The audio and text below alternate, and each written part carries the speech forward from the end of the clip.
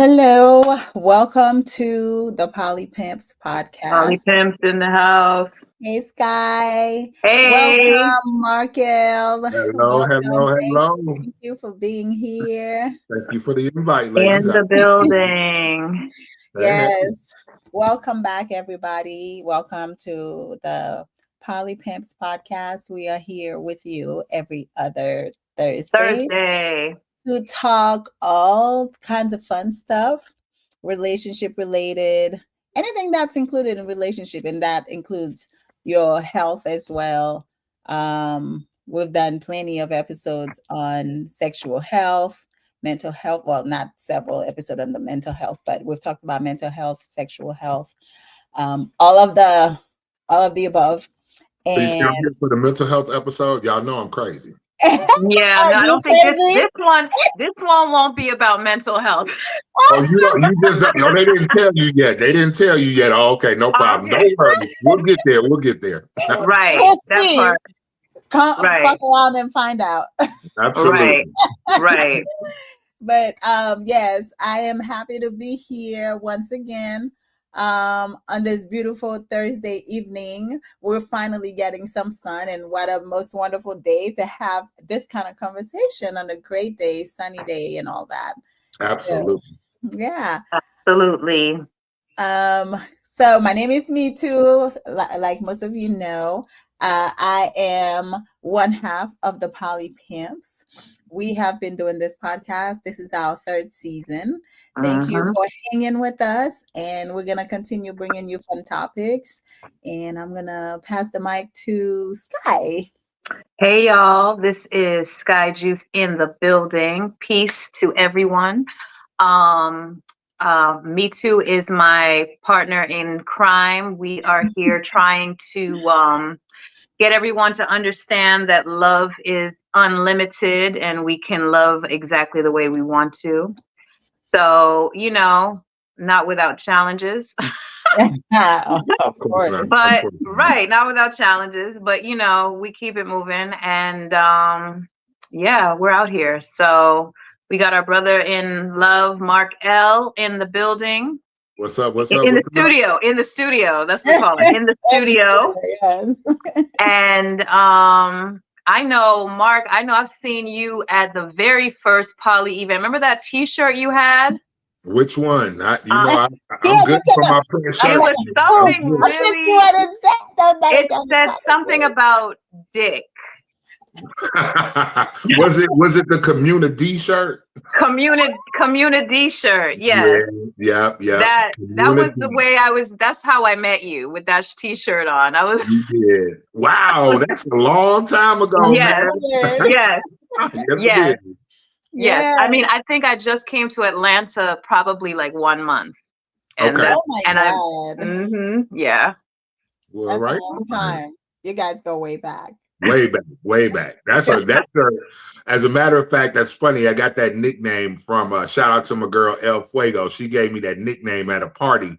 And then my buddy actually designed it. He actually does poly tees.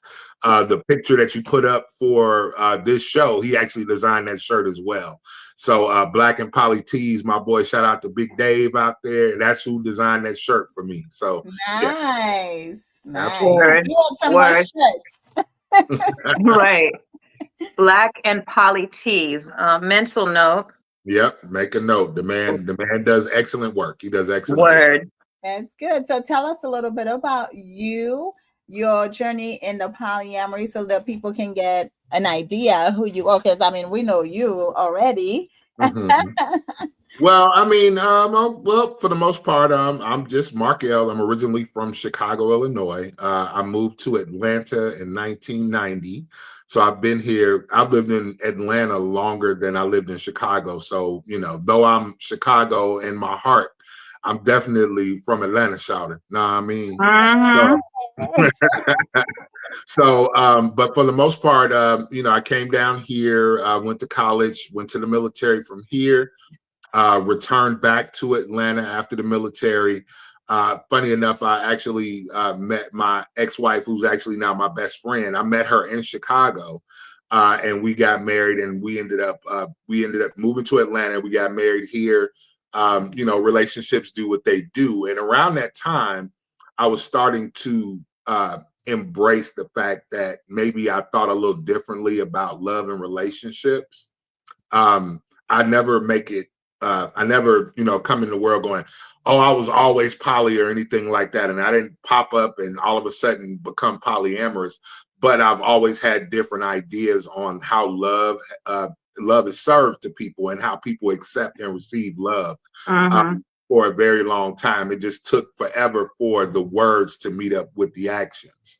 True. So yeah, I've been polyamorous now probably since 2012. I've probably identified as being polyamorous or as being ethically non-monogamous for the most part now. I can tell the truth. I didn't start out ethically, but I did get there eventually. That's a big jump. That's a big jump. It was a jump. It was a jump. It definitely was something that made me have to work and challenge myself to be able to do that and to kind of do the work. You hear people say do the work all the time. That's some deep inside work to do to decide, you know, not only am I going to love people in my own way, I'm also going to make sure that the people I love know exactly who I am and what I'm about and what I stand for. Right. They say that if people became ethical in their love life, the population would be 50% polyamorous or ethically non-monogamous. Absolutely, because a lot of people are not ethically non-monogamous right now and don't even know it. Yeah. So yeah, they know it. They know they're not ethical. They know the people that are doing it. They're probably on their side. The person on the other side doesn't know. Don't know exactly. Yeah. That I part. Say hello to a couple of people. Hey, Mimi. Hey, thank you, Madison. I'm gonna post that link about the Black and Poly teas because I think it's just posted on the Facebook page. So I'm gonna make sure it's over here on YouTube. Okay. Absolutely. All right. What's up, guys? Gorgeous people on here. Hey, Andrea, Terry. Good to have you guys. Oh, that's Alandria Terry. That is Alandria Terry. Hey, sweetheart. Alandria. All right. Thank you, Mark. No problem at all. blackandpolyteas.com. Okay. So tonight we are here to talk about Desire Unbound, reclaiming pleasure beyond. Teddy Holmes is in the building. Hey, Teddy, what's up? What's up? Teddy Ted. What's up, Teddy Ted? Oh, shit. Alandria, she just called you by your whole government name. No, she didn't. She must know you very well. That is hilarious. She knows me. She knows me. I know her too. Love you, baby. She didn't say love you. You got to wait for it. I said that. That is hilarious. Hey, CJ, what's up? What's up? Hey, Kay. All the poly people are on here tonight. It looks good. That's cool. Black and Poly dating on Facebook, for those who don't know, is our group that we are mostly in. Most of these folks here who are coming in off the Facebook feed is from the Facebook group. Poly Black and Dating. And there's some really good events that I try to get to that y'all should check out in the Atlanta area. In fact, I remember there was a time when people would fly in for those events. Do you remember that? People fly in. Yeah, people fly in for the third Thursday and stuff like that. I'm an admin. I try to drive that traffic myself. So if you ever in the group, you see me clowning, especially when we do our Halloween event. Halloween is always a time. And let me tell you something, just between, us people here in this room right now, this one is going to be huge. Do you hear me? It's going to be. Can't wait. I got all my tickets. Okay. You got your tickets already. Girl, I got my tickets earlier this year. Listen, you don't want the FOMO. We usually tell people that are in the group that don't come, hey, you might want to go ahead and just block the group for the weekend because you are going to have FOMO like nothing in this world. Halloween is a huge event, and I'm gonna tell you, you got to get weekend is blocked. Excellent. At work, I and, mean, ta- I'm and gonna be take off on working. Monday. That is one of my sage advice.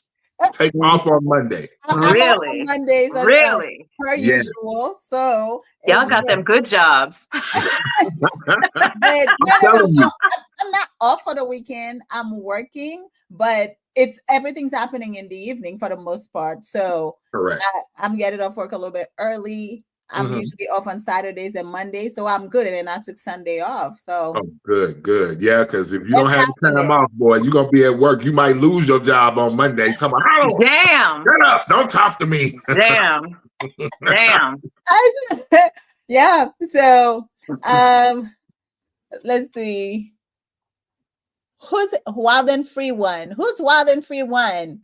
He's that MF man. Oh my God, I think that might be one of my husbands. That look like Trey. Tress Brown. Is that you, brother? That's you, man. Why you hiding, Tress? He know. He wildin'. Well, let's start with All this. right. So for the people in the building that don't understand what husbros mean, maybe you would want to explain that a bit because I try to listen as a non-believer. You get what I'm saying? Okay. So, So it started out as a joke. A good friend of ours who was also a part of our community's named Warren Green. We were talking about, the relationship between the men in the poly community and the different women that we date. And they were like, oh man, we like brother husbands. And he was like, no, we like husbros. And so that term kind of stuck. And what ended up happening was the husbros kind of came together. And most of us, as a matter of fact, all of the husbros that are in the immediate husband group are all admins of Poly Black and Dating. So shout out to my husband Sleepy. Shout out to my husband Tress. Shout out to Ben Tank, who is the founder. Definitely shout out to Brother Sleepy. I mean, it's the husband. And Brother Coogee. Don't forget Brother Coogee. Absolutely. So the husbros, that's who the husbros are. So if you see somebody ribbing me talking about you the man and all that stuff, it's probably a husbro. I'm just telling you now. absolutely. Minnie said, I'm here for the comment. Teddy said, shout out to PBD in the house. And Alandria, is that how you say it? Alandria? Yeah. Mm-hmm. Alandria, I do know him, but y'all can't call him Marcus, only me. Damn. Shout out to Poly Black and Dating. We go way back. He was at the very first Polyween. Let me tell you something. Oh, wow. Nice. CJ said we still do. I am a witness to that because he flew in for the picnic. I met him at the picnic. So, and he does have a podcast as well. Yeah. Put it in the comments. Yes, give us the link, CJ. And shout out to the PBD admins putting in that work. Yes, I can't wait. I can't wait for like sister wives. Yes. I can't wait for yes, Sky. I bought my tickets, the whole package earlier, probably in January or February. I was not playing. Whenever they became available, that was the first thing I bought. It's gonna be a time, baby. You're gonna have a time. I don't know yet what costume I'm gonna wear. I think I may wear a nudist costume. Hey, let me tell you something. That means nothing. Listen, I'm going to tell you, one of those Polyweens, a young lady came there dressed as Mystique, and let me tell you something. You know Mystique from X-Men? Yes. It's just nothing but blue paint. Let me just let you know. Wow. Yes. Wow. Okay. Yeah, I may be a nudist for Polyween. So. Yep, okay. But everybody watching, you got to be a member to get in. Yes, exactly. You can't just get it. It's special membership. Closed membership, baby. Closed membership. It's not that hard to get in. All you got to do is join the group, right? Well, if you join the group, yes. If you're able to join the group, absolutely. Usually, we're taking people that are recommended for the group. The group is it's thriving. It has so many members in it, and I mean, it's a time, man. It's a good time. It's a very good space for people that are dating polyamorously, which is what the mission of the group was, is to set up a space where polyamorous people can date each other, get a chance to meet each other, get a chance to exchange ideas, get a chance to just kind of get to know people, just kind of form a group of people. So yeah, it's a lot. a staple in my life since I've been in the polyamorous community in Atlanta. So yeah, it's fantastic. Ben Tank and Ben Pink, love y'all. You had Ben Pink on this show because I believe I came on the day you had her. Oh yes, Yes, you did pop up. Yes. Yes, I yes. did. So, It was a fun show. I mean, I guess we always have fun shows. So CJ, oh, thank you for the link. So this is CJ's Podcast, but what is it podcast called? link.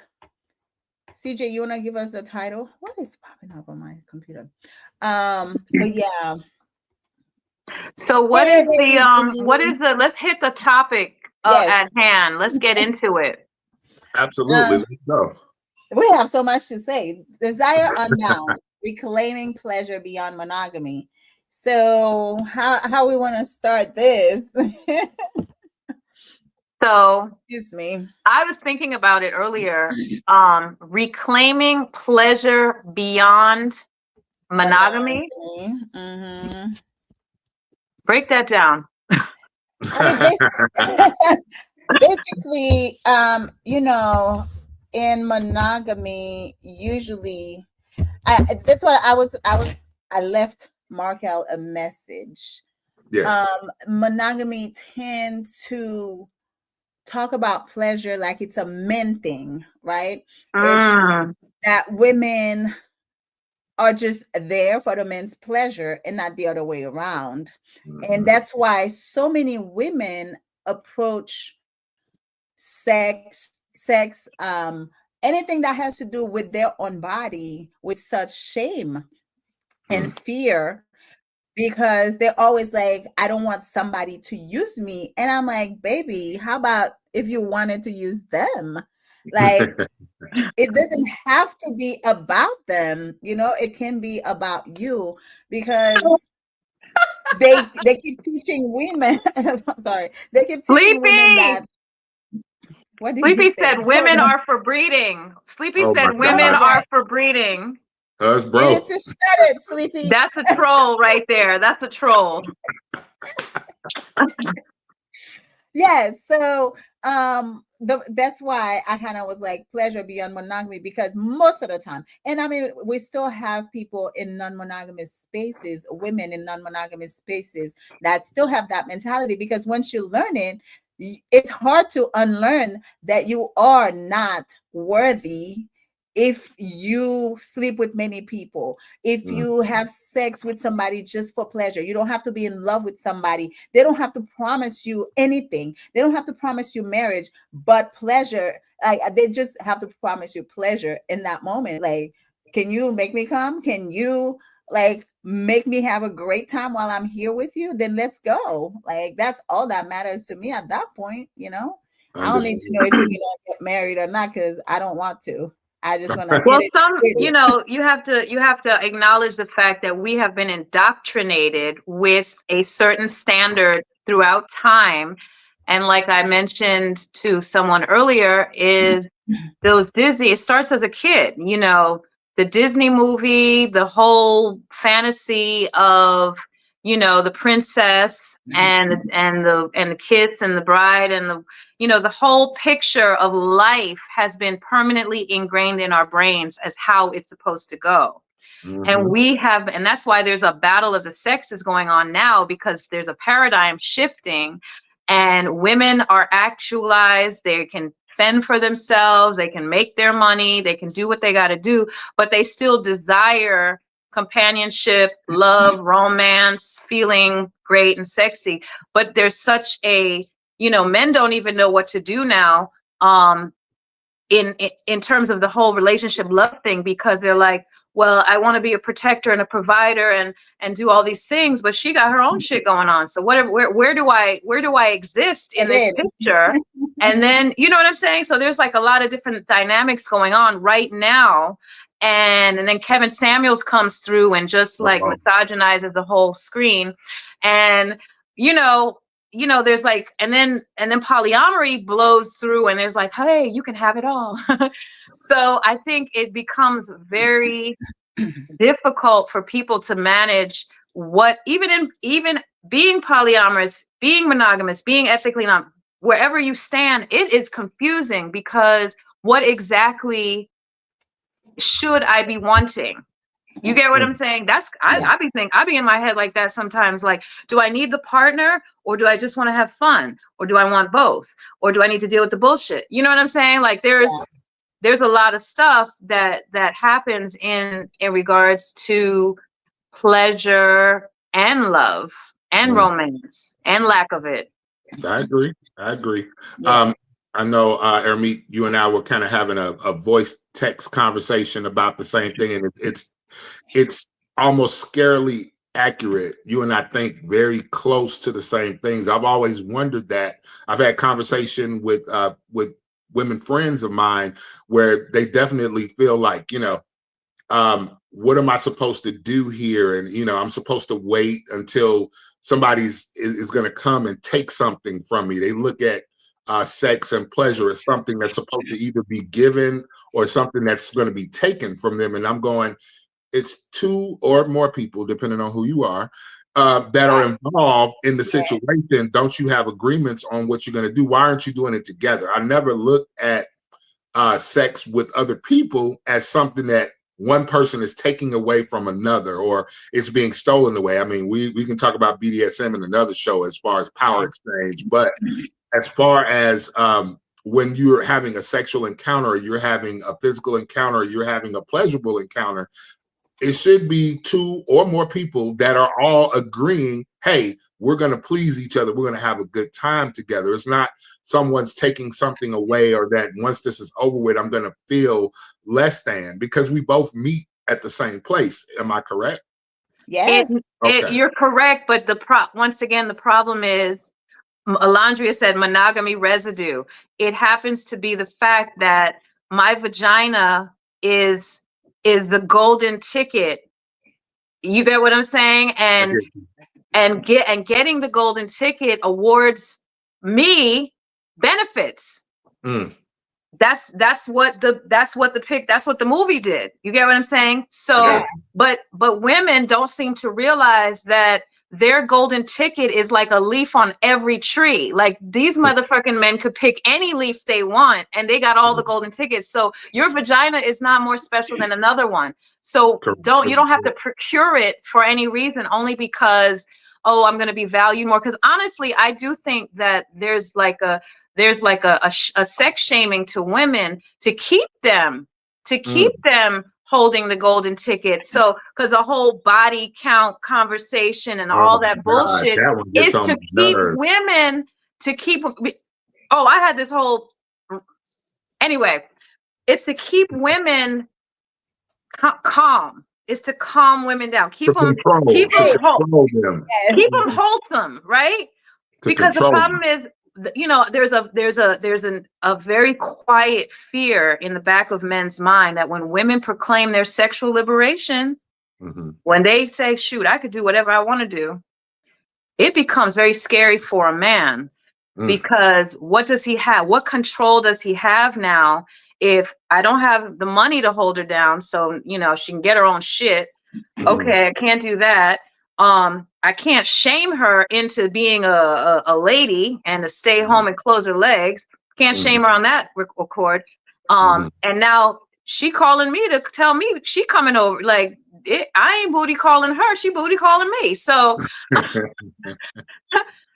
so men fear that, I mean, I've talked to men and they're like, I don't know. So it's like a paradigm shift going on. And so there's going to be those that's why you have this whole traditional values thing versus the modernists and all this stuff. And that is monogamy stuff, but it does fall under polyamorous. People are all on the same shit too. I've seen it. I've talked to people. I always say this, and believe me, I absolutely know it to be true. Just because your relationship style or the way you choose to live your life is polyamorous or polygamous or polygynous or just under the umbrella of ethically non-monogamous. If you're an asshole, you're an asshole, period. It doesn't change that. If you were somebody who was controlling while you were doing monogamy, you're still going to have some of that residue when you move into the other relationship styles. That's right. Like we were talking about at the beginning, you have to do that work on yourself to be able to understand that, one, You don't own anybody. We ain't doing slavery no more. Okay. Period. 2, people have control over their own bodies, their own thoughts, their own emotions, their own feelings. And if you can accept and move forward with that, then you're going to have a better life. But anybody that's trying to hold on to those old vestiges of the past, oh, they're gonna have a hard time of it. And trust me, I've seen a lot of people have a hard time of it. I've seen people crash out over, not being able to control it. And the funny part is, here's the crazy part. The crazy part is not even realizing that you have a control issue. Right. That's the part. Yeah. They usually You're lashing out if They're not you're aware. angry. Mm-hmm. Right. Yeah. That's real. That's real. Yeah. Very much so. Sorry, we have a few comments. So CJ says poly podcast. That's the name of his podcast. So check him out on Spotify. Hey Brian, what's up? Oh my God, I owe you a message, Brian. I owe you a message. I'm all over the place these days. Sleepy, stop it. We're already telling you. Yes, Anita said, now Sleepy, act right. You heard her. The ladies' man himself. Are you talking about you, Mark? That was from Pink. So yeah, she's talking about you. Well, hello, Pink baby. That's my wifey. Remember, we had this Yes. conversation too. That's my wifey. Hey, Pink baby. Hey, Wendell, what's up? Don't believe Sleepy. We don't. And Mimi says there's compromise. What do you mean, Mimi? What is the compromise? Let's drop the bullshit. Yes, be transparent about what you want and where you are as well. Monogamy residue, yes. I posted the link if anyone wants to jump in. It should be up on the very first comment. Yes. If you want to jump in either video or audio to talk to us, then feel free. Yes. We welcome you. Yes, if you're honest. Mary Richardson. Or you can just post in the comment if you're scared. Hey, Mark. Come on, call in. Hey, Wendell, you guys come on in. Okay. Alandria said, so much of polyamory challenges power dynamics passed down from patriarchy. If you want to be poly and still hold on to patriarchy, prepare to ride the struggle bus in the front seat. That part. We agree that with part. With no seatbelt. Yeah, exactly. No seatbelt. No helmet and no goggles. Right. You're going to hit your head a lot. I promise you. Let me, can you give them the link again, Sky? Yeah. Thank you. We're posting it, Wendell. Yeah, it's all about pleasure. It's all about pleasure, people. I think she removed herself. Okay, no problem. She'll be back, I'm sure. I'm sure she will. There she is. There we go. Oh yeah, I hit something. That's not it. Sorry, that's the wrong one. I'm posting.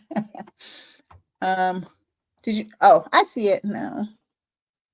But anyway, in regards to your poly dynamic, what you got going on in your life, Mark? Oh, so many things.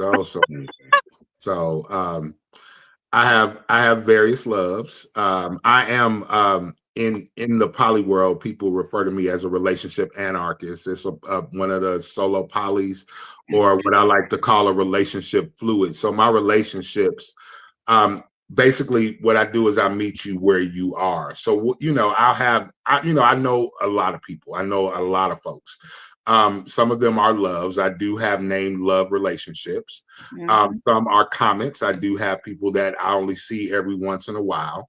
And people fit where they fit. At any given time, you could be a friend, you could be a lover, you could be a business partner if we start a business together. And basically I don't allow people to, not that I don't allow, I should say, people don't get stuck in boxes. A lot of times they'll say, oh, I don't date my friends, or I don't date these people. Now there are certain limitations to everything, but for the most part, my relationships tend to be fluid. So wherever you are in your experience and how we relate, it's going to be a decision that we come to together. We mutually agree this is the lane we're in. So if we're just lovers, and that's what we do, then we absolutely are in a mutual agreement that we're lovers. If we're in a committed relationship, and I have multiple committed relationships, as long as everybody is open and honest about who they are and where they are in the world, everything will be fine. What we don't want is surprises. I don't want to have to duck and dodge and run to another city,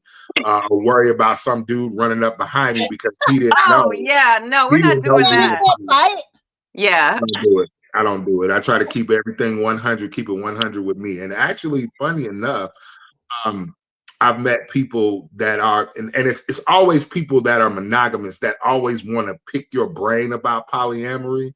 And I used to entertain those conversations. And so now I just kind of go back at them, because what people don't know is I'm as ignorant as I am intelligent. I promise. So you're on both sides of the spectrum. I'm on the whole spectrum, baby. I'm all the way from one end to the other. So usually when somebody who says to me, well, tell me about you being polyamorous, and I explain the situation to them, oh, I could never do that. That's funny. You're asking me an awful lot of questions for somebody who couldn't do that. Why does it even interest you? And then it's, oh, I could never date somebody like you. That's funny. I don't remember asking you. So I love it. Look, I said it. I tell okay, people so you said something that pondered, like I wanted to get. You said you're in several committed relationships. That is correct. What does commitment look like in your dynamic? In my dynamic, a commitment means we have made a decision that we are going to be each other's loves. This is my love. I have a love.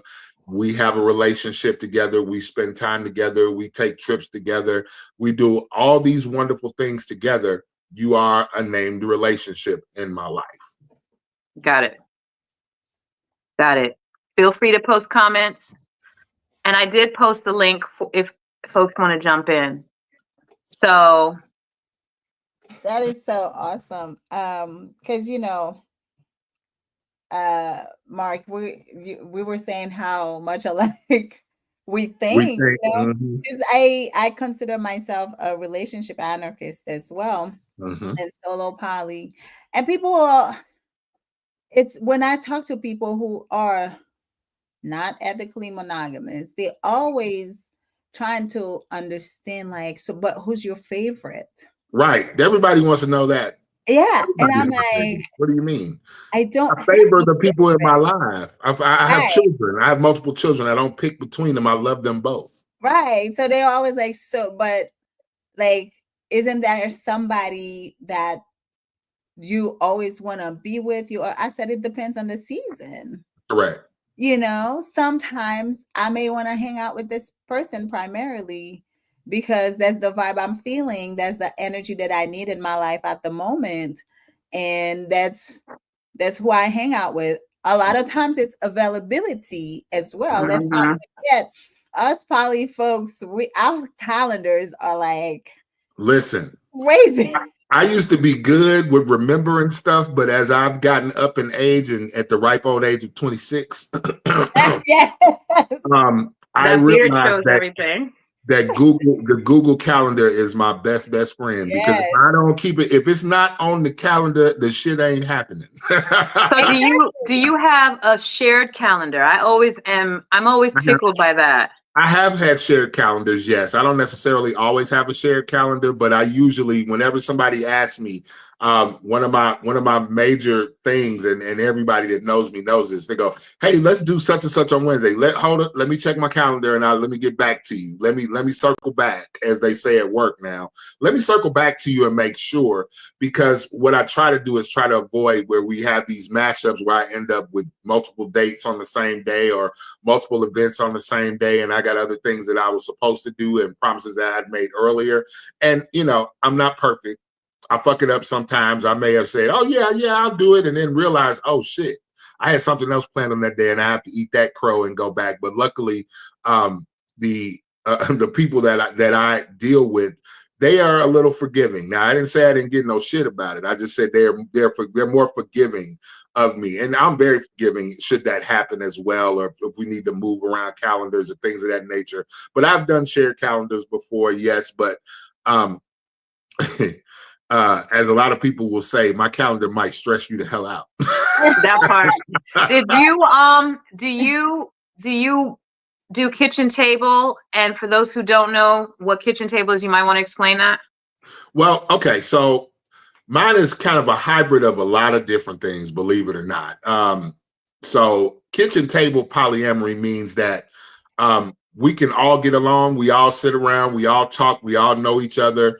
Everybody's aware. Everybody can be in the same space and it not be problematic. It's a good thing, you know. Some people will do parallel. I have relationships that may run parallel, which means they are aware that I have other loves, but they don't necessarily want to kick it in that environment with them. And it's nothing personal. And if we all wind up in the same place, everybody's a grown-up. Now, that's the one thing that's probably one of my major points of my relationships. I need everybody to be a grown-up. If you can't be a grown-up, you gotta go. Because look, I got more summers behind me than I do in front of me, and I'm not here to break up no cat fights. I'm not doing none of that shit. So either you on this team with me or you over there somewhere with somebody else. That's just really all it is. That's just the way it works.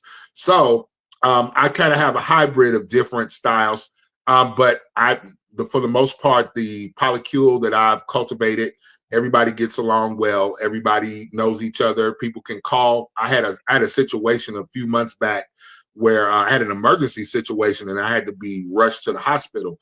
I didn't realize I was allergic to wasps and I got stung, and literally everything started tightening up and freezing up and swelling. It was terrible, but my network is so tight that everybody got the word out really quickly. And then one of my girlfriends is a nurse. So she actually was there with me to the hospital and then ran into another love because she had to go to work, and the other love picked up the support for me at that point. So I like it like that. Absolutely that's how you do it. That's like, I got him. I'm on the way. Yeah, and they talk, they pass messages, they got emails out. They all get together. I know there was a post that somebody put up earlier today about how metas will get together to talk about the hinge in question and how they kind of get together as a team. That's one of those things. So now whenever I go anywhere, like when I went out of town, I got blessed out because I forgot to take my EpiPen with me. So everybody's like, oh my God, you didn't have your EpiPen? You know, this fool didn't have his EpiPen with him. You got to have your EpiPen. So every time I go out and I have my bag with me, everybody needs to know I have my EpiPen and where it is. So everybody is aware. Everybody knows. If he has to shoot up with the EpiPen, you got to rush him to the hospital. So, I mean, it's a team effort. It's a team effort. And it's a group of loves and friends and acquaintances. And it's like a family. It's a chosen family. And it's wonderful. I enjoy it a great deal. So. Do you know that there are some women who are going to die alone because they cannot embrace multiple love, because they're waiting for that one guy on the white horse who is going to come and save them from their loneliness. And they can't wrap their mind around this lifestyle because they literally say, I'd rather be alone than create community. And it is, and I don't even think it's only women. I think there are going to be some men that just going to have that same mentality. But it's just people are so stuck in that fantasy that can't embrace this, which to me is beautiful. Well, here's the thing. It is beautiful for those that are polyamorous and are ethically non-monogamous, and those of us who have that gear in them who are able to do that. But I don't knock monogamy. I was married. I know I have friends who have been married. I have friends who are married. I don't knock anybody's choice for their relationships. And I say this, you can have whatever it is you want. Just know that at some point, it's going to narrow the pool down of who you can have and who you can be with. You're going to have to reach out and find those places where those people exist that believe that I am a knight in shining armor and you are the princess, versus somebody who believes that I have love for multiple people. And I want to show you that I am that person. And I want to let you know that I love these multiple people. You're going to run into those folks. But I mean, everybody can have what they want. I don't knock anybody's choice for the way they live their life, the way they relate, the way they do religion, the way they do, The way they do it, we're all human. And so I think it's counterproductive for me to hate on somebody because they're monogamous. Now, I'll tell you this. I don't want to date anybody that's monogamous. That's not for me, because what you're not going to get is me to change. That's going to not. Mm-hmm. I don't even apologize for it. It's like, well, I met a woman one time who was like, "Oh yeah, you're polyamorous. Oh cool, I'd love to date you. You're great."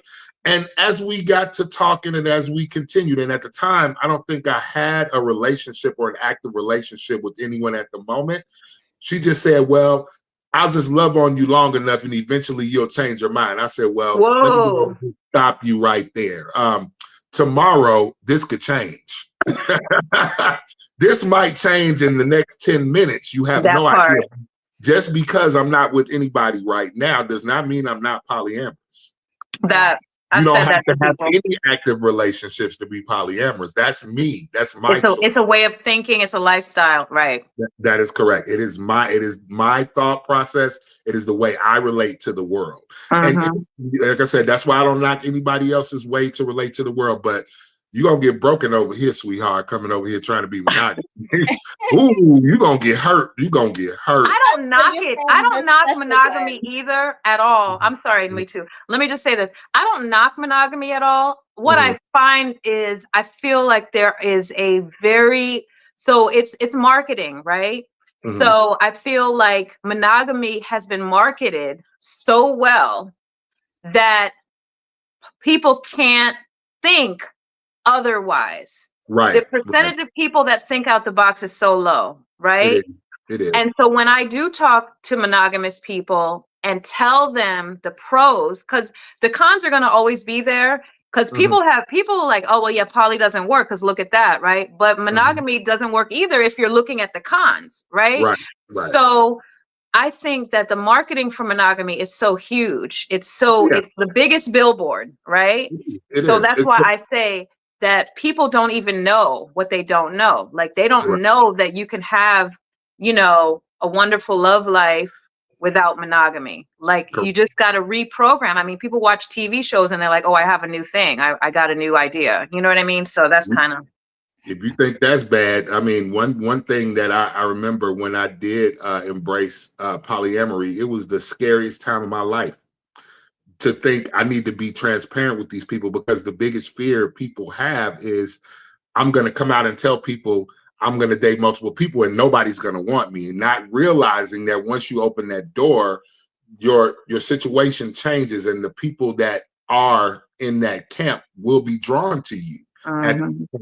So, but it's scary when all you know is monogamy, when all you've known all your life is monogamy. It's very scary to think, all right, I'm going to come out as somebody who is not monogamous. Is anybody going to want me? Right. I'm here to tell you years later, yeah, people going to want you. That's people. Let's go to the comments and then we'll have a question for you guys and for the audience.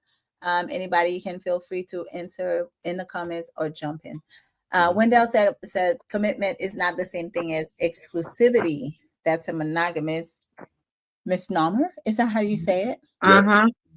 You guys are coming up with these words. Remember, English is not my first language. Sometimes I have to pause to, how do you say this? Work it out in my head first. Anita said, I hate that. I forgot what we were talking about. Oh, I think probably when I said, people ask me if I have a favorite or something. I be wanting to jab monogamous people in the throat. Oh my God.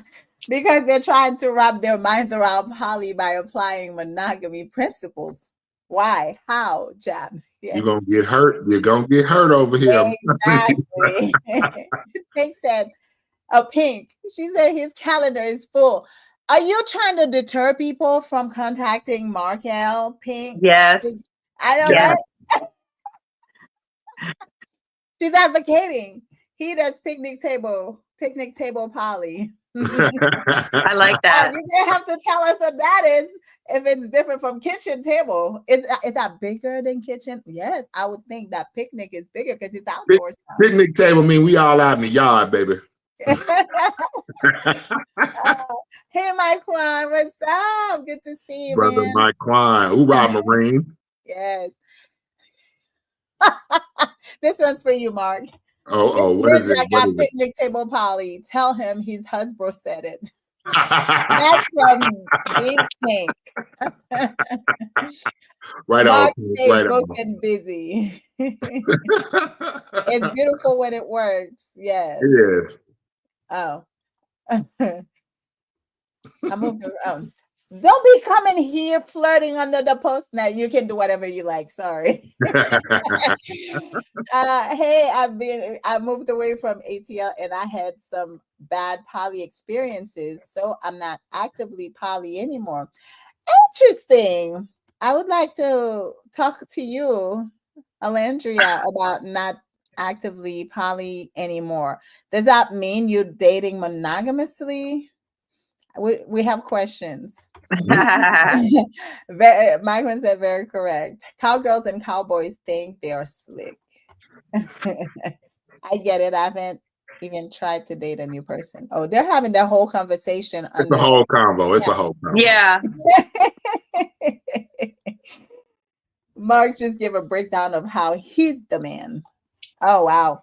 Your husbands are on you They be tonight, killing Mark. me. They be killing me. They be killing me. Now y'all see why I don't do these hot seats. I don't do hot seats. That's why I don't do hot seats. Because the husband's gonna tear it down for me. I know. All right. So to get back to the topic, so Come on. how has non-monogamy shifted like your experience in love and Well, lust and pleasure and um, desire? I don't think it's really shifted it. I think for the most part, it offers me the opportunity to explore more avenues of it. I'd have to say that since I've been polyamorous, absolutely, you get the opportunity to date multiple people. You get the opportunity to kind of see the way other people operate and see kind of how they live. I think that's kind of where my spirit was before. Like I said, before the word popped into the consciousness, that's kind of where my spirit was. Even when I wasn't necessarily dating monogamously, but I was definitely single, and I held true to that. I'm single. I'm single. I'm single. While I was single, and it's funny, I dated mostly people who actually lived in faraway places or lived in different places because I wanted to kind of go and see what their experience was like. That's one of the things it's afforded me is to find pleasure in other avenues other than the avenues that I know. I've been all over Atlanta. I'm from Chicago, been all over Chicago. But then I had chances to go to Colorado, chances to go to California, chances to go to Las Vegas, chances to go to Florida, and go see how other people live and how other people experience things and how they spend their time and how they find their pleasure, whether that be sexual pleasure, whether that be familial pleasure, whether that be pleasure in what they do for a living. I've had a chance to kind of explore that. So I think, even in the process, I think definitely I've learned to increase the pleasure, so to speak, or to experience different avenues of pleasure based on the way people see the world. I'm very much a people person, but I can't stand people sometimes. I can relate to that. Yeah. I was a people person, but then people, people, right? So how do you navigate, like, you went out with A last night and B, you got to see B tomorrow, and sex is involved. Do you have those parameters where you got to have like a 24-hour? I've heard of such things. There are things like that. There definitely are things like that. Primarily, what I do is I honor my agreements. So I have loves that have that type of agreement, and I'll honor that agreement in that relationship, and my other loves will understand that. I also have loves who do not have that agreement, and we don't have to worry about that. And I'm not one to put that stipulation on someone that says, hey, you were just with, let's say you were with Tank earlier today, and I know y'all got down. As long as you ain't come over here dripping. Right. You know, as long as you didn't come over here dripping, you know, I'm okay. You know, you took a shower, you had time or what have you. I'm okay with that. I don't. I 10 minutes ago. Yeah, I don't put any stipulation on that. But let's be respectful. You know, if I just got through doing some things, I'm not gonna be all in your face trying to kiss you, and you know, I just got through. Unless you know we was in that situation. But anyway, But as far as my relationships go, yes, I honor my agreements with my partners, and that's really what it's about for me, to honor those agreements. That's really what it's all about, agreement. Yeah. Because like you say, everybody has, I have partners that obviously they don't want to know anything that happens in my life. Don't ask, don't tell, right on. Yes. So they know it's happening. They just don't need to They don't know. want details. Yeah. Right. And then I also have partners who are metas. I mean, they're all metas, but who are friends. Those metas, they become friends. Yes. I remember. If you're lucky. Yes. Actually, I have been very, very lucky. I've been so lucky to have partners who always click. I've introduced one to the other, and then they click right away. They become friends. They talk outside of me. Sometimes they be doing things I'm not even aware. Oh yeah, I'm hanging out with someone. So it's like, oh, that's pretty cool. And that the same thing happens for me. I meet people like Sky. That's how I met Sky. We say it all the time. We don't even date the person anymore, but we remain friends. We're family and all of that. So that's genuine because a lot of times people, you hear about it all the time where like one of my biggest pet peeves is you're interested in one of my partners and all of a sudden you want to be buddies. I'm side-eyeing, like you haven't had two words to say to me, but now that you're interested in somebody I'm with, now you want to be pals. Nah, back up. That's not genuine. That's not genuine to me, and I feel it, baby. I'm a Cancer. I'm a water sign. I'm a that. So one thing that I do appreciate you using keywords, because I'm a nerd about this and I do my reading and I've done the studying over the years and stuff like that. Have you come across people that either are poly or poly-minded or interested in it, and they haven't done their due diligence? You get what I mean? They don't know about agreements, dynamics, solo poly, kitchen table. They don't know the words. They don't know the language, and they're interested. How do you navigate that? Because those are the primary people I meet. Bless your heart. Bless your heart. You're gonna get hurt over here. I'm not doing it. I'm not. Oh, so you're not. You don't even entertain it. No, I'm not. That's like me too. Me too doesn't entertain it at all. When I tell you we're so alike.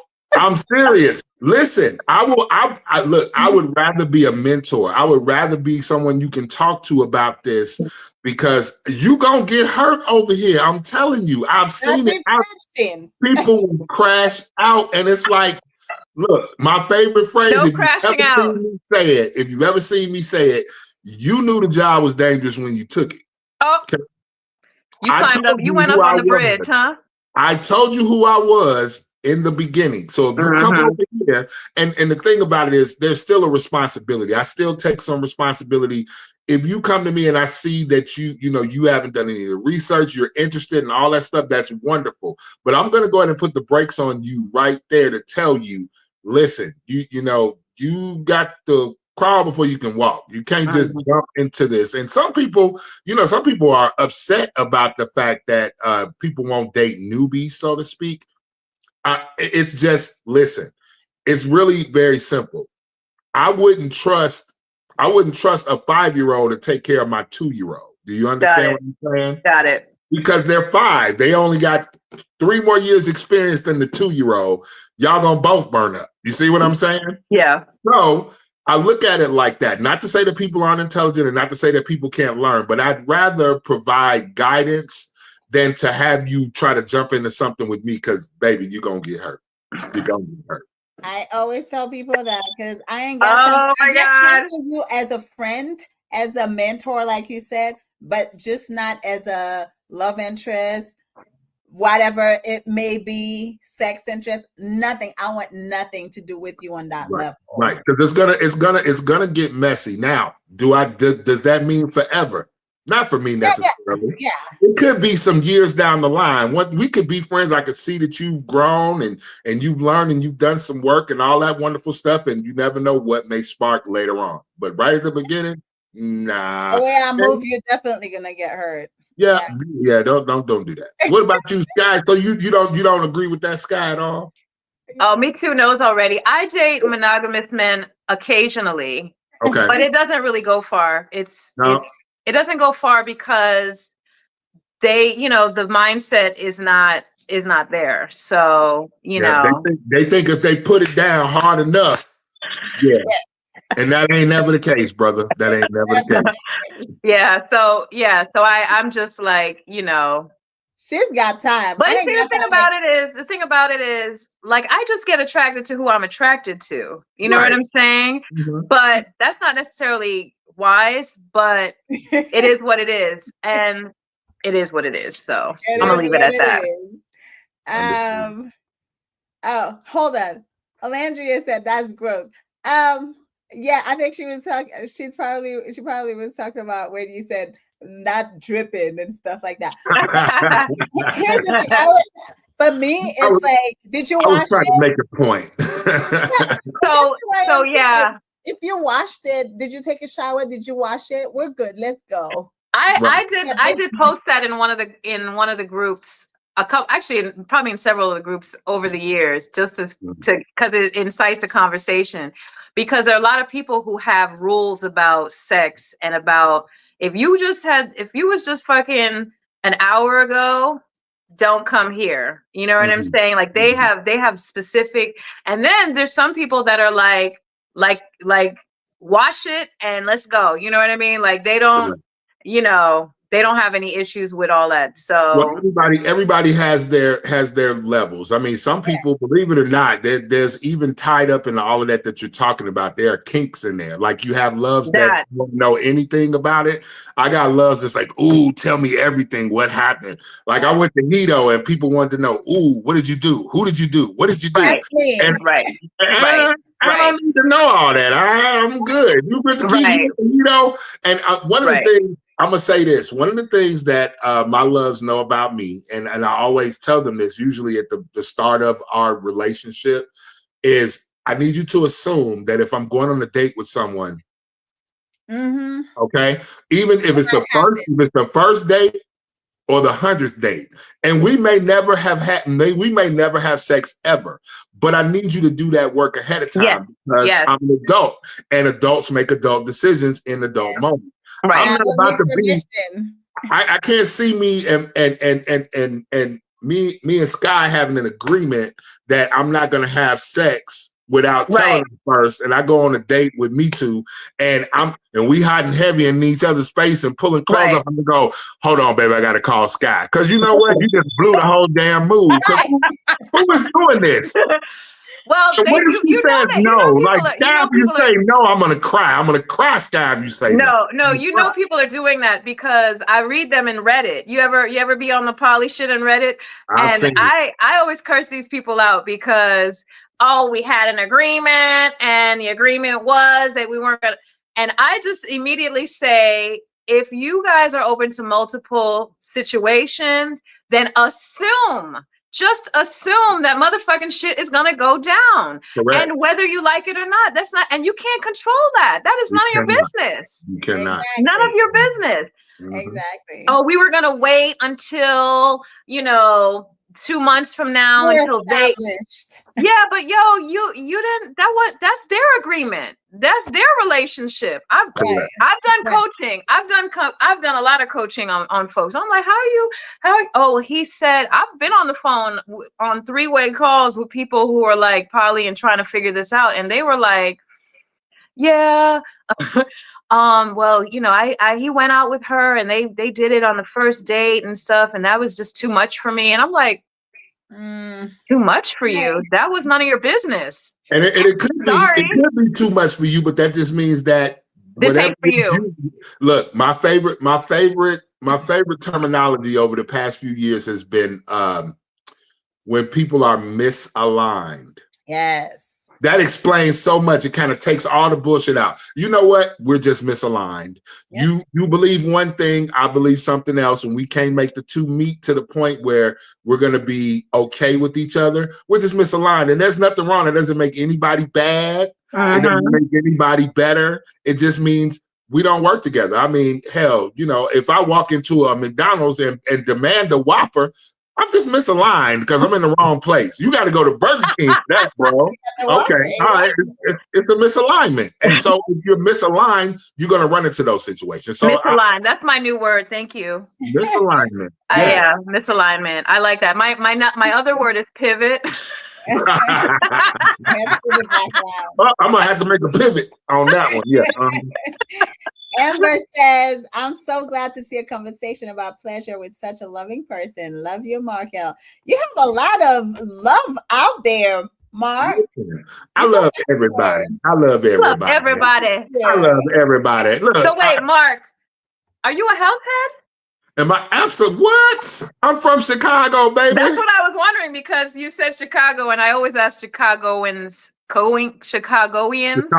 yes. Yes. If Very y'all like house. So you're going to be at House in the Park? I am not because I'm going to be in Hito. Oh, okay. It's the first year I'm missing it, though. It's the first year I'm missing it in a long time. But yeah, I'm usually, when people start talking about House in the Park, I'm usually one of the first few people they contact. Hey, you going to House in the Park this year? I got rattles. I got cymbals. I got my own tambourine. I be out there. Absolutely. Absolutely. I call it it's like a revival for me. Absolutely. For me it is. I go every year. Absolutely. He don't have misalignment. He has a line. Don't skip. Hold on. Oh, I'm sorry. I don't entertain those conversations at all. That's Olendria. Okay. Oh yeah. Yeah, I was a newbie dating a vet and it was rough. LOL. I learned a lot really quickly. Listen, you gonna get hurt over here. I'm telling you, you gonna get hurt over here. Wow. Let me tell you. I had a love really say to somebody, listen, Mark is not here for your ego. I'm really not. Now don't get me wrong, I'm not a cruel person. But I'm not here for your ego. I can hold space for you. I'm sorry that you feel that way, but what I'm not going to do is not be Marcus. It took many years for me to get here, so I'm not going to go backward. I'm not going to go sideways. I'm going to continue in my path. But I'm sorry you feel that way. Maybe we're misaligned. So here's the thing. I'm gonna use that word every day now. So to kind of add to what you just said. I am sensitive to my people, right? I remember one time I had this situation I had prepared my partner for. Hey, this is what I'm about to do. He's rooting for me. He's like, yes, you should do it, blah, blah, blah. So when the thing was finally done, he felt some kind of way. He didn't know, right? So I gave him grace for that because I'm like, I'm so sorry. I didn't, but I was there to console him and help him through the hard time. But at the same time, it's like, if I had to do it all over again, I would still do it. Yeah. I just want you to remember that. He's like, no, it wasn't you. And I didn't know I was going to feel this way. He also knew. He's like, I don't want you to feel bad for the way I'm feeling right now. This is my responsibility right now. But it was shocking to both of us because, so yeah. I'm still going to do me. I'm going to be here to support you as much as I can, but I'm still going to do what I'm going to do.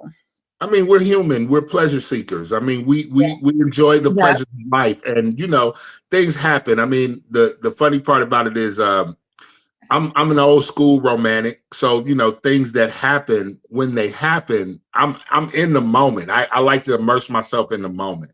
Now, I do pay homage and honor to all of my agreements when they're necessary to do so.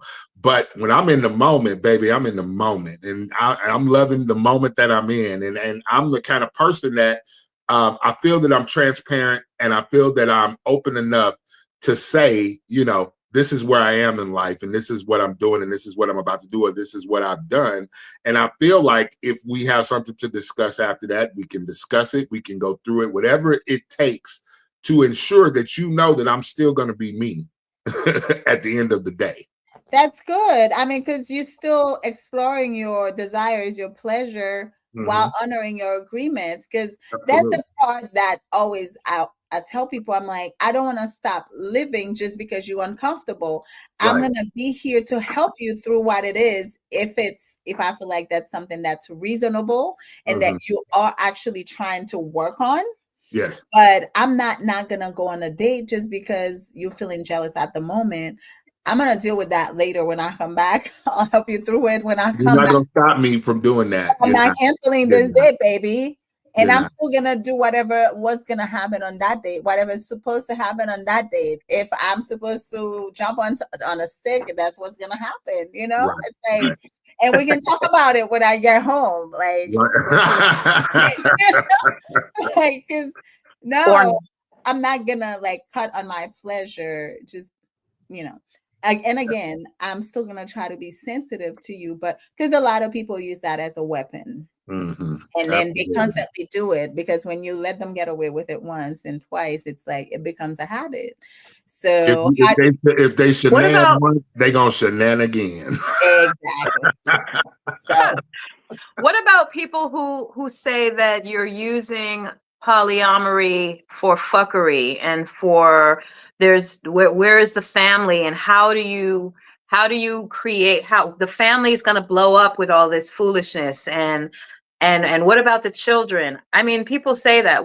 How do you take that? Because, you know, marriage is failing and et cetera, et cetera. So, well, okay. So, I was absolutely, my ex-wife and I raised our two sons. My sons are very grown now. I have a 22-year-old and a 26-year-old. So my sons are grown, but when I came into this polyamorous realm, they were very young. But we never once, my sons never didn't know that their dad wasn't polyamorous when he was. It was never something that affected them in a way that was in a negative form. People will throw shit on you all the time. People will tell you spanking children is wrong. People will tell you putting children on punishment is wrong. People will tell you everything. Here's what I say: mind your damn business. Exactly. Okay. You raise your children how you raise your children. You live your life how you live your life. Leave mine alone. You're not, there's nobody here what am I gonna say? Who gonna check me, boo? Really? Who gonna do that? Yeah. Who's gonna tell this grown person who gets up every day and goes and earns this check to keep a roof over our heads and to put clothes on our backs and to feed our stomachs? Who's gonna tell me how to operate my life when I'm outside of those parameters, as long as I'm fulfilling my obligations, right? I'm not gonna. I really unapologetically. I don't have time. I don't have time for what people want to put on me. You know what? I tell you all the time. Whatever you heard about me, believe all that shit and leave me the fuck alone. Okay, just leave me alone. It's all true. It's all true. It's all true. That shit is actually much worse. Right. It's probably worse than that. You probably ain't heard it all. You should get out there, put your net out there, and see what else you can find about me. Right, and bring it back, and then fuck it. Exactly. Yeah, because I'm not gonna not be who I am in order to appease any motherfucking body. That's just not gonna be. I appreciate that. I actually do. Absolutely. I actually do. So, wow. What? No, just it's refreshing to hear. Very good. So, still in the spirit of pleasure and desire, yes. Have you ever had a partner, a love, tell you, so I would like for you to reserve this act specifically, or just for us, to be special to us? Like, let's say, I know what you mean. Yeah, like you can't have unprotected sex with anybody else but me, or you can't have this certain position with anybody else but me. Like, what? In the middle of flipping, let me try to remember. Listen, one time they told me They flipped me so fast. I didn't even have time. I'm like, what if I had an agreement with somebody? Oh, yeah, that's not going to be that agreement. I don't make agreements with nobody. Well, it's not that you don't make agreements.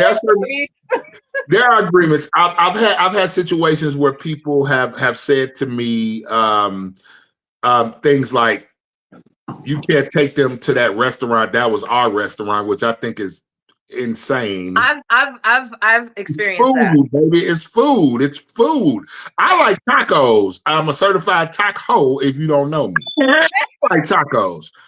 All of my loves have been to my favorite taco place. I wish somebody would tell me I can't take somebody somewhere. I'm gonna take pictures and post them online so you can see that I went there. Because what you're not gonna do is you're not gonna limit me that way. But I do honor agreements. I do honor the agreements that we set. And again, yeah, I've been told several times, that's our special thing. This is our special thing. And there's some things, you have special times, you have special dates. I try to reserve things. Some of my loves are very big on birthdays. And so their birthday is something that I can reserve for you. Okay, I can reserve that for you. I have no problem reserving that day for you. What about your birthday? You know what's funny? You know what I like on my birthday? I like to be by my damn self. Let me tell you why. I reserved my birthday for my personal reflection on the last year and my last years. I like to be able to make the choice on what I want to do on my birthday, but I do not shy away from birthday celebrations, even if it doesn't happen on my birthday. Like I'm going with a love this weekend to celebrate my birthday. My birthday was July 15th. When I went to Hito on July the 28th, and that was a birthday present. So it's not about the day. It's about the emotion and the spirit and the feeling for me. But if you feel like I don't love you because I don't spend my birthday with you, we're misaligned, baby. We're misaligned. Misaligned. Yeah. Well, I forgot what I was going to say. That was really misaligned. Misaligned. That's all. Yeah. Alondria said, "It's me. I'm insane. Do not take that hoe to our spot." Alondria is misaligned. She is so fun. No, she is not misaligned at all. Let me tell you about Carmen Sandiego over there. Well, I was gonna say I celebrate a whole season and a whole year. So this is what I'm saying. My birthday is whenever we decide, hey, this is your birthday trip. I'm happy. I've never been one to say I gotta have gifts and I need to have a party and I've never been that guy. I've never been that guy because it's really my day. It's my special day. You know what I'm saying? So why shouldn't I feel special on my day? And if you feel like you're unable to show me that because I don't spend that time with you on that day and you feel some kind of way. Yeah. Okay. So what about like Thanksgiving, Christmas, all the holidays, all the days off? So for the most part, well, now I'm going into kind of a new phase in life. My children are grown now, but usually my holidays were reserved around spending time with my sons and spending time, with my loved ones. But now that they are grown and they're gonna be them boys, that's gonna be, yeah, Dad, I ain't gonna be here. I'm not gonna be there for Christmas. I'm not gonna be there for Thanksgiving. I'm not gonna be there for this day. I kind of can do any number of things that I want to do. So maybe I'll have a holiday party and invite everybody over. Remember, we kitchen table, or as my love put it, I just saw her post that. It's like we not kitchen table. We barbecue. Gotcha. We outside, we inside. It's hot, it's cold. We doing all of it. You know what I'm saying? We're not a kitchen table. We're a cookout. Everybody's here. You see what I'm saying? Right. So, maybe I'll open the avenues up to do those things where I can spend holidays, and maybe there'll be some I'll spend holidays with. But I kind of got the options, and it doesn't mean you're any less special if I don't spend this specific holiday with you, because we all know holidays are made up. We all know that. But if you need to, if me making you feel love is hinging on me spending this specific holiday with you, that's not going to work. Misaligned. Now, I will, if I feel like it's a special day, our anniversary is a special day. I do feel that's a special day. Your birthday is a special day. I'm blessed to have you in my life. I think that's a special day for you too. And if you're a birthday person, then, and I'm okay with that, then we're good. But I'm gonna tell you something. Try not to date two people in the same sign very close to each other. Well, that's a whole nother show because, baby, Listen, it can go bad. The It can question is go what bad sign? so fast. It'll go bad so fast. It can. It can. The question is what sign? I just said sign. I didn't say which sign. I just said sign. Two birthday. I dated two cancers at the same time. And they were 2 days apart. 2 weeks apart. That's good. 2 days. 2 days. 2 days. Oh, listen. How did that work out for you? Tell me. We're going to have to talk offline because I need to hear that story.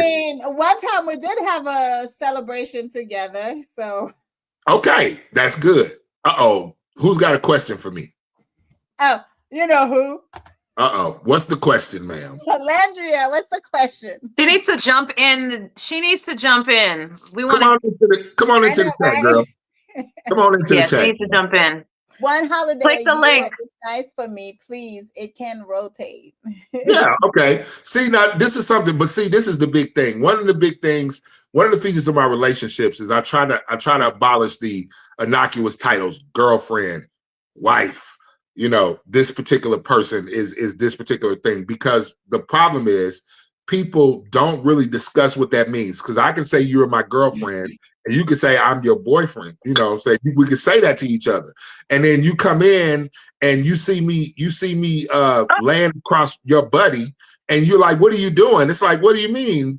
Well, you're supposed to be my boyfriend." I know, but you know, when I was a boyfriend with somebody in the past, that's what we did. You know, we did that. So if you don't have those conversations, that keeps you from being lazy.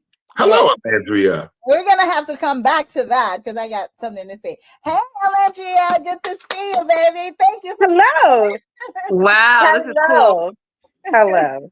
Hello. Yes, what's your question? Oh, and you said two cancers. No, them were yes. So I want to go back to the part of the conversation where Mark talked about sort of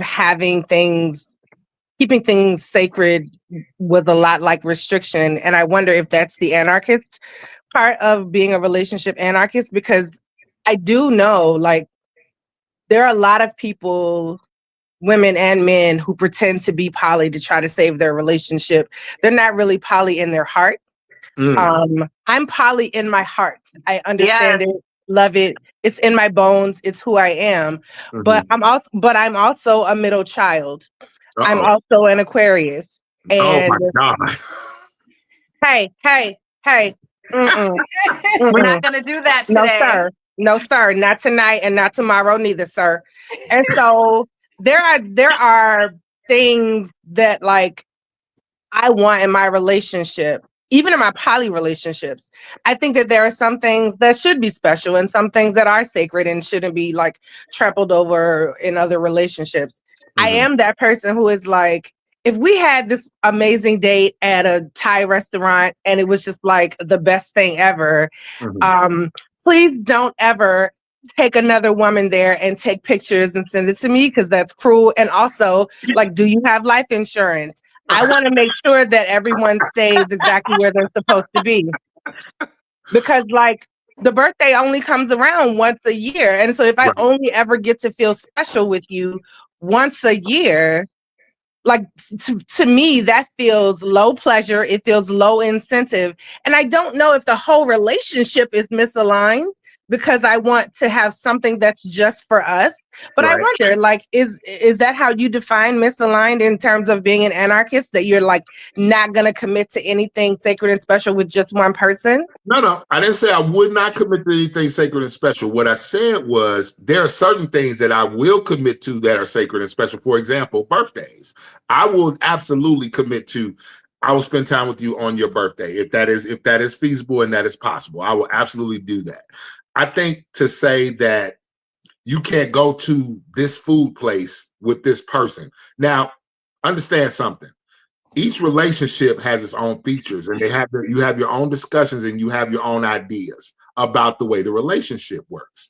Now, do I think it's a misalignment if you tell me don't take it to the McDonald's on 25th Street because that's the one you kissed me in the first time? I think that's ridiculous. Okay. Now, if I took you to Paris and we went to a specific restaurant to celebrate a specific thing, we'll always have Paris. Do I think that's special? I do think that's special. I don't have a problem with that. That restaurant, the restaurant was a secondary thought. It was the being there with you that was the important part. Does that make sense? Yeah. My question to you, Alendria, like, what if that person loves that same restaurant that you so love and that whole thing that happened in there? So are they not supposed to go there because that your person went there with you? So the way that feels in my body is Mark and I went to this place. And like the place, like he said, isn't even really relevant. But we went to this place, we created a memory in my mind. And honestly, even if it's a place I've been to before, it doesn't have to be some sort of new special place. But if we've been to a place together, we went there and we created a memory. I'm holding that memory as like locked in and special in my mind. And so if it was the wing spot, because like Mark loves wings, I also love wings. Don't do that. And so if like Mark and I went to get wings, and then like 2 days later, I see that Mark is at the same wing spot with somebody who is not me. In my mind, all I'm thinking about is that Mark is creating new, better memories. And now wild. I'm just being honest. And now I got to fucking move to Atlanta so that I can make sure that Mark don't never take this woman to. We always are here. He don't never get a chance to take this woman to this wing spot because he always here with me. You don't think that's monogamy residue? You don't think that's monogamy residue? Because I don't see the problem. Let me flip the script on that. So what happens if we go to this special place and it's wonderful, it's great, it's awesome. We poly, it's cool, we love that place, it's great. You get into a relationship with somebody else and he says, I got a special place for you, I want to take you, and this dude pulls up that wing joint. You gonna jump out the car in the parking lot and say, nope, we can't go here? Oh my God, I love this one. That's exactly what I'm gonna do, and you know me, so you know that I do that. I don't think that.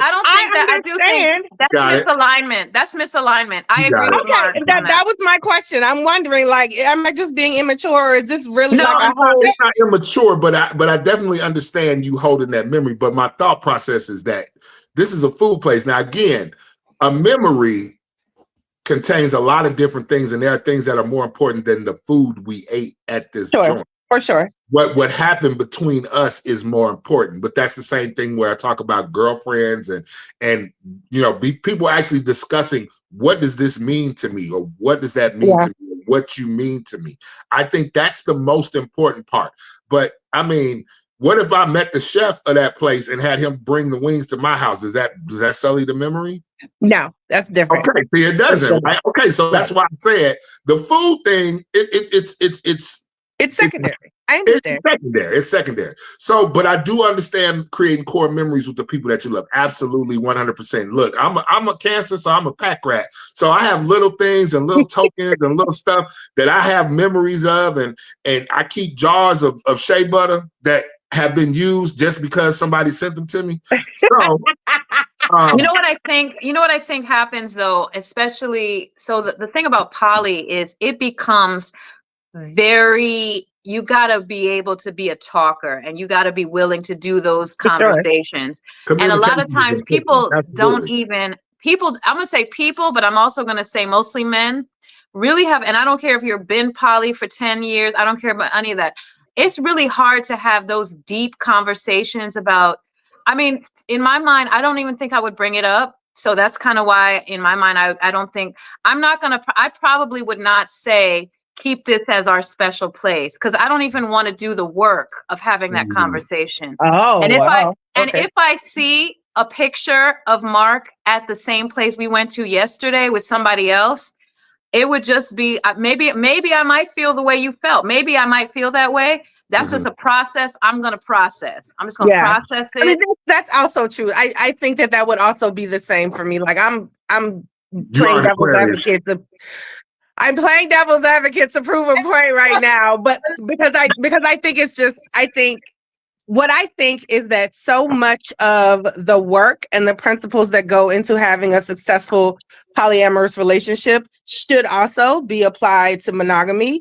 But for some reason they don't do it. And so then that's whatever ends up happening over there ends up happening over there. But like the work that it takes to over communicate, to make sure that you clarify, to make sure that you are being brave and courageous enough to be transparent, and that you know who you are and you're not letting someone come in and try to control you. All of those things are like core polyamory principles. Mhm. But then I also wonder, how do you create specialness? I'm not gonna wait for my birthday that only comes around once a year to like have a special moment, or to like feel like we're gonna like, I can't ask for us to do something that's just for us until my birthday. That actually feels really super restrictive to me. And Yeah. like I can't imagine, I don't know, like I can't imagine someone saying that to me, oh, you gotta wait for your birthday to be special. But Like, I think he mentioned it in the fact that the moment was special. There were special moments happening all the time. The moment was special. It just happened to be at the wing spot. What I'm getting, what he's saying is, it really doesn't matter where it was. It could be in the parking lot at Walmart. We're not going to tell everyone that we can't go to this Walmart here on Cleveland Avenue because this is we kissed in the parking lot. He's yeah. saying the moment was That was special, and dangerous you're in going and to of itself. continue to have special moments with your person, and where it is and what have you. We're not going to safeguard the place.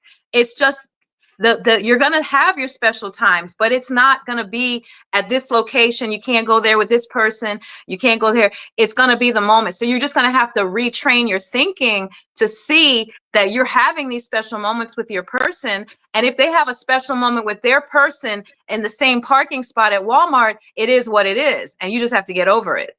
Mm.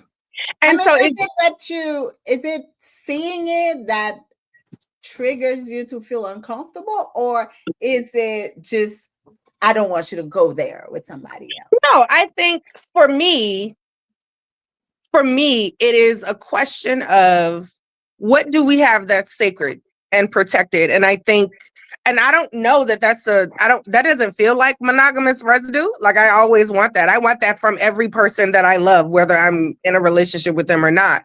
And so I just wonder if like we're not allowed to safeguard things, how do you keep something sacred? And is the point that there's nothing sacred? Is that the point? I think a moment, no, I think there are sacred things. It's just the moment, not a place necessarily. You know what I'm saying? I Like, think it's the interaction between the people. I think it's the interaction between the people. yeah, that's what I feel like is sacred. Yeah. Mm-hmm. Yeah. Okay, we should go to the comments, because somebody said something that I feel like is appropriate to this conversation right now. Sorry, I'm trying to like get back. Okay, that was one holiday. Oh, okay, next one. Sorry. I love me some Geminis. I don't care about the overlap. Hey everybody. The memory is personal to your chemistry and experience at the place that can't be duplicated. Right. So exactly. So you can go to this place with a million people, but the way you're gonna feel with somebody, right, or each person is gonna be is totally sacred, is different. special. Mm-hmm. You know, it's kind of like each thing you do with each person is so different. Isn't that a reason why too we have like we may enjoy this activity with this love, and we enjoy this other activity with this other love better? That all those things are sacred. It's not necessarily the place, it's the moment, it's the chemistry. It's the thing. Yeah, that makes it happen. I could go with that. This is why restaurants are closing. You don't want to share the good spots. Okay, Zoe 25 said this is why. I don't date relationship anarchist. Oh, I like my cute labels and discuss boundaries and special moments. Same, sis. I mean, I ain't gonna say I don't date relationship anarchists, but I do. Like, I don't discuss boundaries, and special moments are very important to me. Boundaries are so important to me. I can't be in a relationship with somebody who's not gonna like have boundaries and respect them. And so maybe you're right. Maybe this is all very misaligned. It's just a misalignment at that point. Yeah. Uh-huh. Every moment spent with my loves is special. Okay, I don't know what that is. Your relationship is sacred. How you connect is sacred. That's right. I agree with that. I totally agree. But I mean, you could probably have the special sacred things with an anarchist or a solo poly person. I just think those are the conversations that you guys have. You know what I mean? And if, It's all about- for example, for Mark L, it's not a place, you know, it's a moment, then, you know, that's what it is. But I'm sure there's other people that be like, okay, well, I can procure this location for just you and I. You know what I mean? Like, I have a show that I watch with a friend of mine, and he can't watch it with nobody else. Listen, That's I our show. can tell you that happens all the time. I just wanted somebody to acknowledge that I'm not the only person that feels No, like that. no. Like, But I mean, We're all you know, human. it We're just has all to be an human. agreement. It has to be an agreement between both parties. You know, that's all. That part. It Yeah. has to be the agreement between the people. That's the point. Yeah. We have Amber that says, I don't. It's a no. I tell people that I'm poly, but not that poly. I need time and attention. You can still get time and attention, Amber. What do you mean time and attention? I'm so seen by these comments. Thank y'all, because they got me on here feeling like I'm a whole alien, and I'm just glad to hear that I'm not the only one. I'm really happy to hear that. No. I don't think that. I don't. Yeah. No, I mean, I feel okay. I mean, I'm a relationship anarchist to the core, but I have somebody. You might want to explain that to the people who don't know what that is.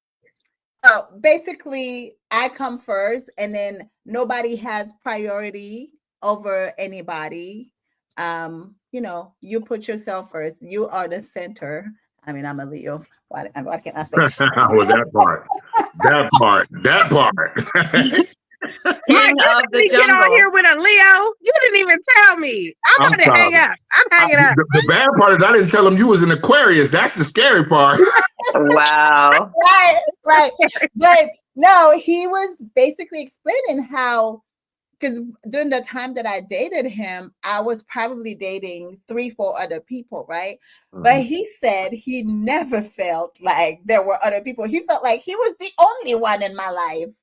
So it's how you make somebody feel. It's not, of course, if somebody's going to feel like they're an afterthought and they're not getting enough time, enough attention, yeah, that's when people start feeling, oh, I'm not that special to you. But if I move, and that's exactly the way I move, I feel like there's nobody really that can tell. I'm hoping not, that should be able to say, oh, I didn't feel special when I was with her, because I always make sure all my loves, they always feel like they're the only people. You would probably think that I'm monogamous, but I'm not. I always have people. So yeah. Excellent. That's my take.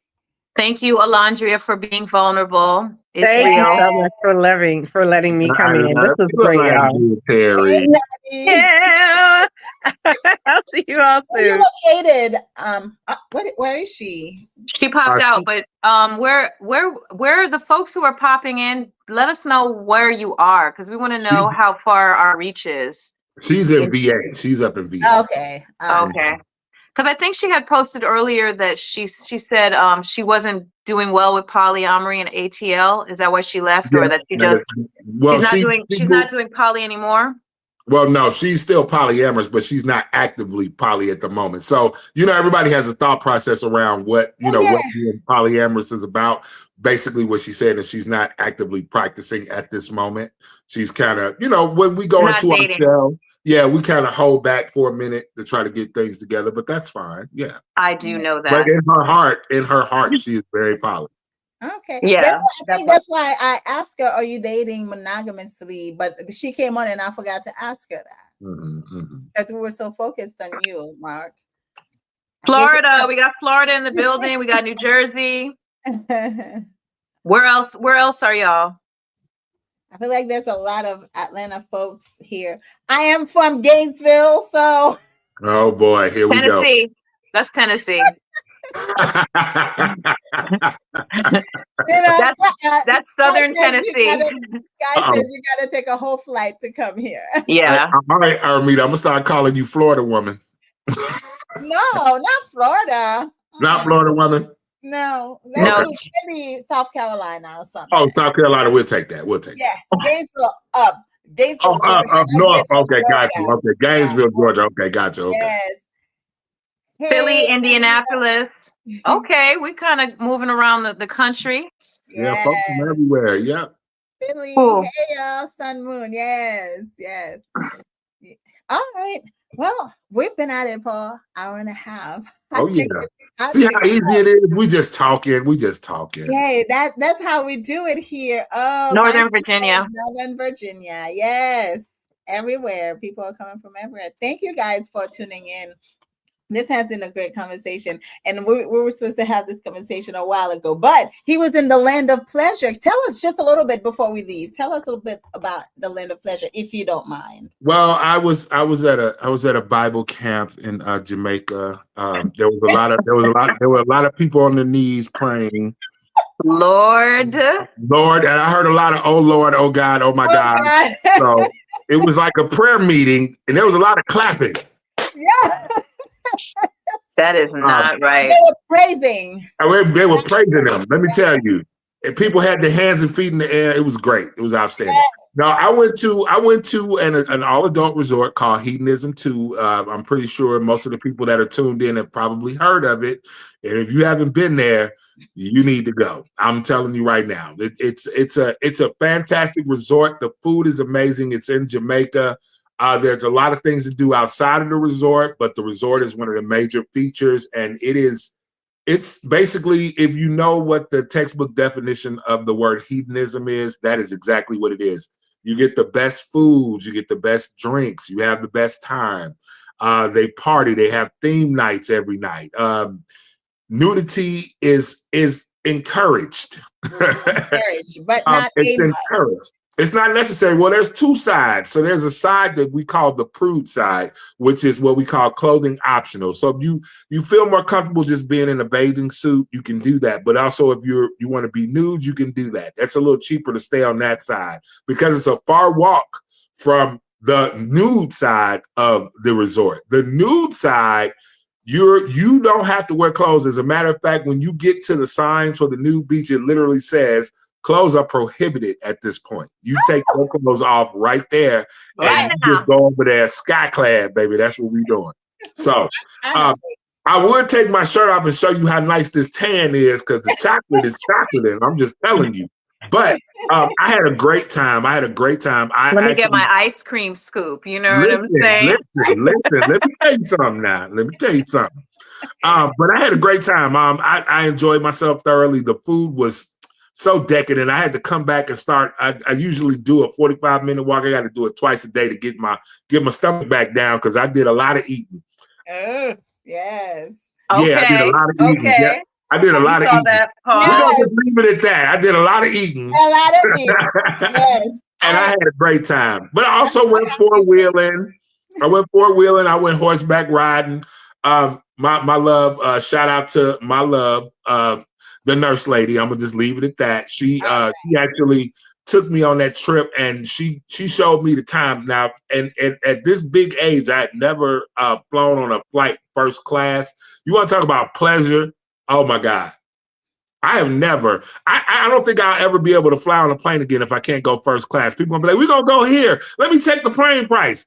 Oh, I can't afford first class. I'm not gonna be able to make it, y'all. I am ruined. I saw you posted some pictures. I was like, that's nice. I've done first class a couple times, but I feel like we're still on the same plane.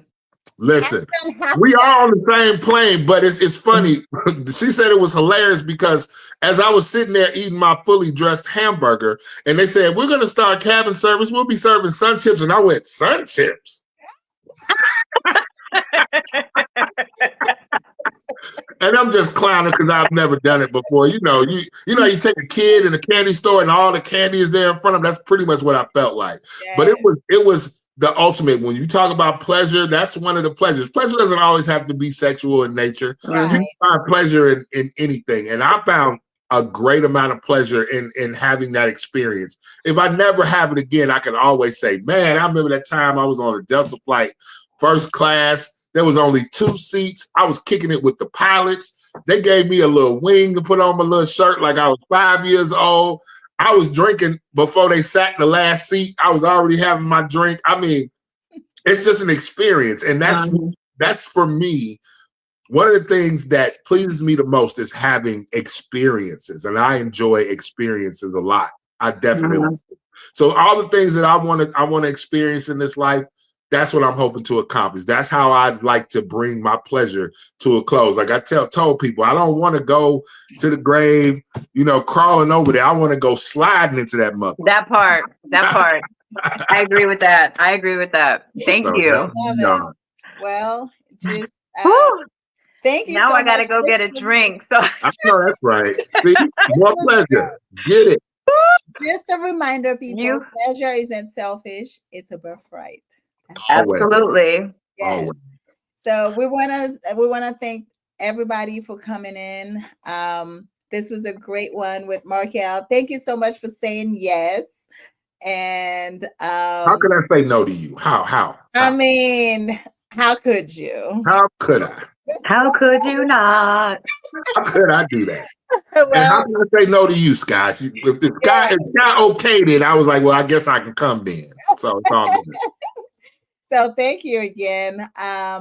We will be back in a couple of I don't know if we'll be back in a couple of weeks because I'm gonna have my own pleasure in a couple of weeks. Oh, well, we don't need to know everything. I mean, it's good pleasure. Let's recording it. Just send me. Never mind. No, we don't need to know all the scoop. I'm going to be celebrating my birthday in a couple of weeks. Woo, so I may not be here, or maybe I'll call you from the beach. That might work. What beach are you going to? Oh, well, we'll talk offline. Yes. We're not going to tell everybody so they don't just come jump. Pop up at the beach. We don't want to do that. We don't want to do that. Exactly. So yes, thank you again, and we will let you guys know the next one. If it's not in 2 weeks, it'll be in 3 weeks. But we have a very special guest coming up next. Thank you again, everyone. Remember to follow us on social media. Every like is important. Every follow, every subscription is important. So please support us. That's the free way you can support us for now. And remember to share. Oh, I put the Cash App right there. The Poly Pimps Cash App. Y'all could drop a few coins in that for as a thank you tip. You know what I'm saying? Yeah, that will help pay for the platform actually. Hello. You can follow me on Facebook at Mark L. I'm Mark L everywhere. If you want to follow me on Instagram, it's going to be MarkL_1572. I also do a podcast called The Mail Review on Yale Radio Cast. Shout out to my Mail Review Post team. it in the comments so we can have it. I sure will do that. Absolutely. I sure will. No problem. Do it now. Do it now so they can see it. I'm doing it now. I'm doing it right now. Oh, his hands are working. Oh, I'm doing it now. Oh, my hands be working. He works in silence. He's a ninja. I do. All right, y'all. Well, have a great evening, and we will talk to you on the next Poly Pimp podcast. Thank you, Poly Pimp. Thank you, everybody. Follow us, subscribe. Thanks. Bye. Peace.